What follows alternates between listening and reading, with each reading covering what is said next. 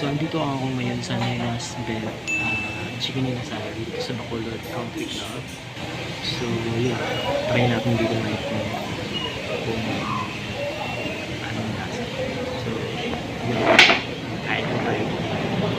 So, yung way na sumali ko ako sa pagkain natin dito sa Inasal Chicken Inasal. Dito po yung matatagpuan sa Bacolod Inasal Country Club.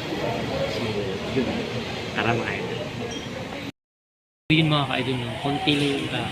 So konti pa yung customer nila. So yun, maganda yung ganito kasi solo ko pa ngayon yung oras kasi konti lang yung tao. So mamaya today, puno na ng tao dito.